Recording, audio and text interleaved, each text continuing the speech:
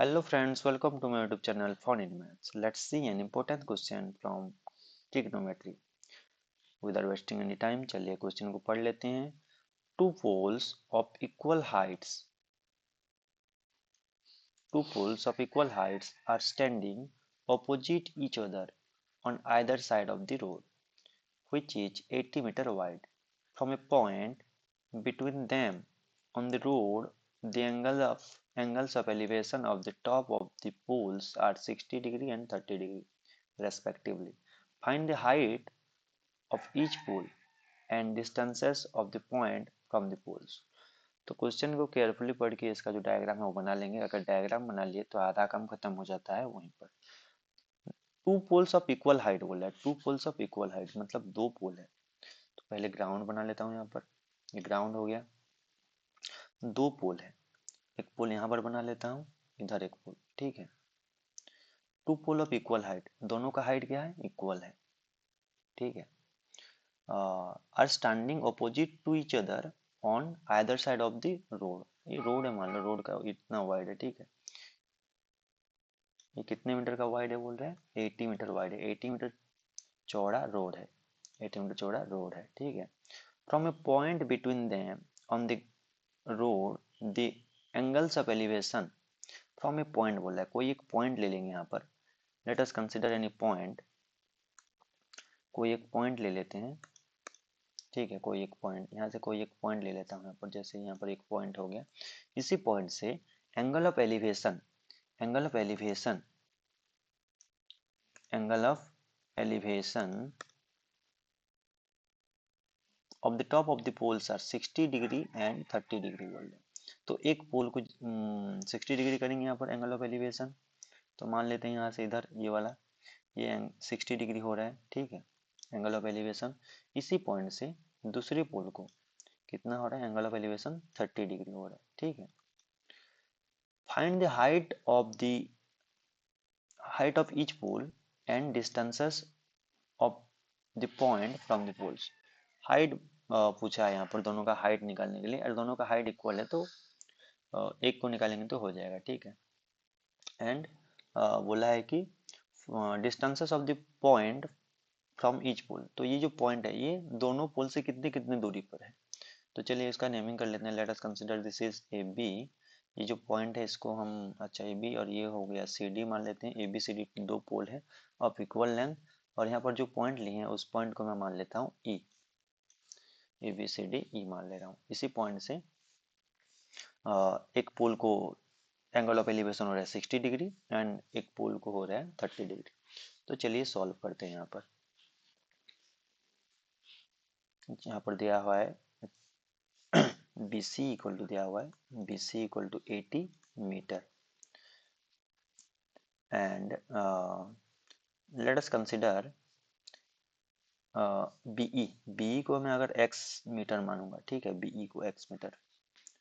Late BE is equal to x metre. अगर मैं x metre लेता हूँ तो EC जो है वो कितना होगा? 80 माइनस x हो जाएगा. और CE लिख लेता हूँ इसको. CE कितना होगा? 80 minus x. 80 minus x metre. 80 minus x metre हो जाएगा. ठीक है. तो चलिए सॉल्व करते हैं आगे. यहाँ पर दो राइट एंगल ट्रायंगल है. एक हो जाएगा ABE एंड दूसरा हो जाएगा CED. ठीक है. तो चलिए सॉल्व करते हैं. In right angle triangle ABE tan 60 degree equal to कितना होगा? tan थीटा इक्वल टू होता है P by B. P by B मतलब perpendicular upon base. Perpendicular upon base. Perpendicular क्या है? AB है. डिवाइडेड बाय बेस कितना होगा? BE होगा. बेस हो जाएगा BE. This implies that tan 60 का वैल्यू होता है √3 which is equal to AB. AB कितना है? AB तो पता नहीं है. AB को AB ही लिखेंगे. BE कितना है? BE को हमें x माना हो तो x लिख दूंगा. ठीक है. दिस इम्प्लाइज दैट x इधर आ जाएगा क्रॉस मल्टीप्लाई होके. तो ये √3x इज इक्वल टू हो जाएगा AB. ठीक है. आगे सॉल्व करते हैं. ये फर्स्ट ट्रायंगल का हो गया. दूसरा ट्रायंगल सॉल्व करते हैं. इन राइट एंगल्ड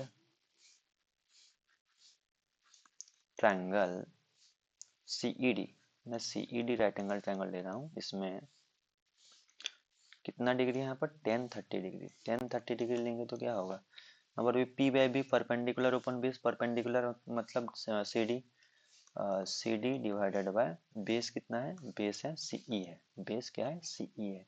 तो 10 30 डिग्री का वैल्यू होता है 10 30 डिग्री इक्वल टू होता है 1/√3। And C D, C D को सी डी ही लिख रहा हूँ, सी डी का वैल्यू दिया नहीं है। सी डी क्या है, this is the height of the pole, ठीक है। सीई, सीई कितना होगा, सीई यहाँ पर लिखा हूँ कितना 80 - x, 80 - x।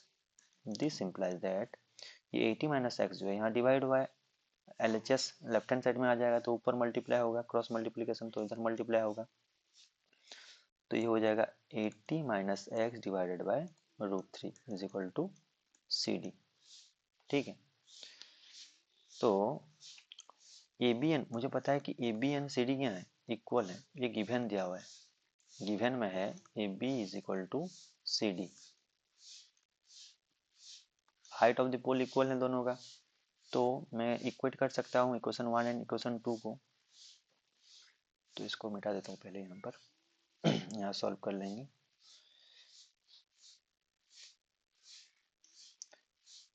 A B is equal to C D, ये गिवन है। तो ए बी का वैल्यू कितना है, ए बी का वैल्यू दिया हुआ है √3x, और √3x which is equal to C D का वैल्यू कितना निकला 80 - x divided by √3। This implies that √3 यहाँ पर डिवाइड हुआ है, ये आ जाएगा इधर तो क्या होगा मल्टीप्लाई हो जाएगा, तो √3 इंटू √3 क्या हो जाएगा, इट विल बी 3x हो जाएगा। तो इधर बचा कितना 80 - x। अब एक काम करते हैं, माइनस एक्स को लेफ्ट हैंड साइड में लेके आते हैं, माइनस एक्स इधर आ जाएगा, तो माइनस एक्स था इधर आएगा तो क्या हो जाएगा प्लस हो जाएगा। तो 3x plus x which is equal to 80 होगा, एंड 3x प्लस एक्स हो जाएगा ये 4x which is equal to 80। तो 4x इक्वल टू 80 है, 4x इक्वल टू 80 है, देन x इक्वल टू क्या होगा, x इक्वल टू 4 इधर आएगा डिवाइड होगा, तो 80/4, 4 से काटेंगे तो ये हो जाएगा 20 मीटर। x का वैल्यू कितना निकला, x का वैल्यू निकला 20 मीटर, x का वैल्यू 20 मीटर। तो x 20 है तो ये कितना होगा, इसी कितना होगा, इसको मिटा देता हूँ इधर,